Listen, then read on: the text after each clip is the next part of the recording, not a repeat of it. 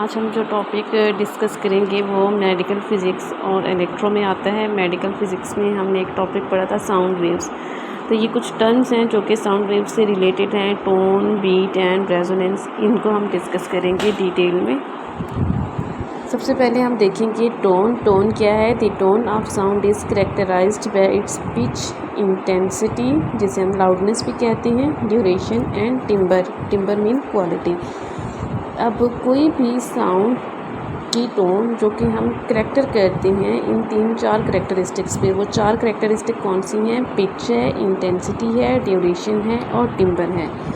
इन चारों करेक्टरिस्टिक्स को हम वन बाय वन देखेंगे। टोन की फर्स्ट जो करेक्टर है वो है पिच।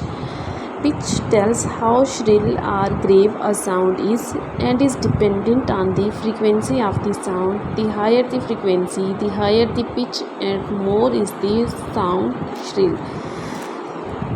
पिच की बेस पे हम देखते हैं कि जो साउंड है वो श्रिल है या ग्रेव्ड है। अगर तो श्रिल है तो इसका मतलब है उस साउंड की फ्रीक्वेंसी हायर है।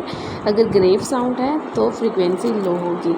अब एग्जांपल हमें बताई हुई है, women and children make shrill sounds and man have grave sounds. तो इससे ऑटोमेटिकली हमें पता चल जाएगा किस जेंडर की फ्रीक्वेंसी ज़्यादा होती है, फीमेल जेंडर एंड चिल्ड्रन की एज़ कम्पेयर टू मेल्स, क्योंकि उनकी ग्रेव साउंड होती है less frequency. Pitch refers to the highness और दी लोनेस ऑफ दी साउंड। जैसे कि हम इस पिक्चर में भी देख सकते हैं, जो फर्स्ट डायग्राम है ये लो पिच है और सेकंड में ये हाई पिच साउंड है। फ्रीक्वेंसी हम देख सकते हैं, हाई पिच में फ्रीक्वेंसी इसकी ज़्यादा है। नीचे वाली जो हमारे पास वेव फॉर्म है, तो इसका मतलब है ये फ्रीक्वेंसी हाई फ्रीक्वेंसी के साथ किस वॉइस को रिप्रेजेंट करेगी, फीमेल साउंड को या फिर चिल्ड्रन की जो वॉइस होती है। लेकिन जो लो पिच है ऊपर, जिसमें हमें फ्रीक्वेंसी कम मिल रही है, तो ये ग्रेव साउंड की प्रोडक्शन है जो कि मेल्स की होती है। नेक्स्ट करेक्टर है हमारे पास टोन ऑफ साउंड में इंटेंसिटी। इंटेंसिटी को हम लाउडनेस भी कहते हैं। Intensity of sound depends on amplitude of vibration of the source. अब ये सोर्स की वाइब्रेशन है कि जो वाइब्रेशन हो रही है सोर्स की, वो किस एम्पलीट्यूड की हो रही है, कम एम्पलीट्यूड है या ज़्यादा एम्पलीट्यूड है।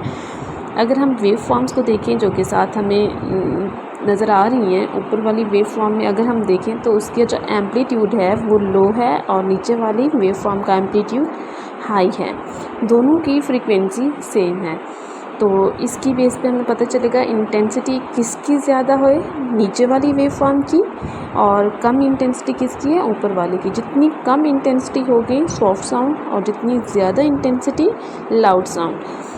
तो intensity refers to the softness और the loudness of the sound. तो ये चीज़ याद रखनी है, इंटेंसिटी में लाउड साउंड की हमेशा ज़्यादा इंटेंसिटी और सॉफ्ट साउंड की कम इंटेंसिटी। ड्यूरेशन एंड टिम्बर, ये दो करेक्टर, ये भी हमारे पास टोन ऑफ साउंड के करेक्टर्स हैं। Duration refers to the having varying length of the time. जैसे कि इसमें हमें नज़र आ रहा है ड्यूरेशन, दो वेव्स हैं, अ शॉर्ट साउंड और लॉन्ग साउंड। तो ये ड्यूरेशन की बेस पे होता है। इसमें फ्रीक्वेंसी, इंटेंसिटी सारा कुछ सेम है, सिर्फ ड्यूरेशन कम या ज़्यादा होता है।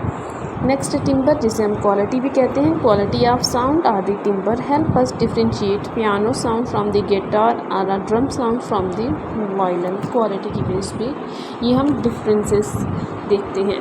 ये 4 करेक्टर्स हमने पढ़ ली है टोन ऑफ साउंड में। पहला हमने देखा था पिच, सेकंड हमने करेक्टर देखा है इंटेंसिटी, थर्ड है हमारे पास ड्यूरेशन एंड फोर्थ है टिम्बर। नेक्स्ट अब आ जाता है हमारे पास, टोन कंप्लीट हो गया, नेक्स्ट रेजोनेंस है। रेजोनेंस क्या है? When an object is disturbed in some way it will have tendency to vibrate at its natural frequency which depends on a variety of factor. अगर तो कोई भी ऑब्जेक्ट अपनी नेचुरल फ्रीक्वेंसी पे beat करेगा, वाइब्रेट करेगा, तो वो रेजोनेंस होगी। एग्जांपल जैसे कि दी हुई है, a guitar string will have natural frequency depending on its length, area of cross section and tension. Guitar string की जो नेचुरल फ्रीक्वेंसी होती है डिपेंड करती है लेंथ क्या है स्ट्रिंग की, एरिया क्या है, क्रॉस सेक्शन क्या है एंड टेंशन क्या है। इसके 4 फैक्टर्स हैं जिस पर रेजोनेंस डिपेंड करती है, length, area of cross section, sorry 3 factors है, लेंथ है, एरिया ऑफ क्रॉस सेक्शन है एंड टेंशन है।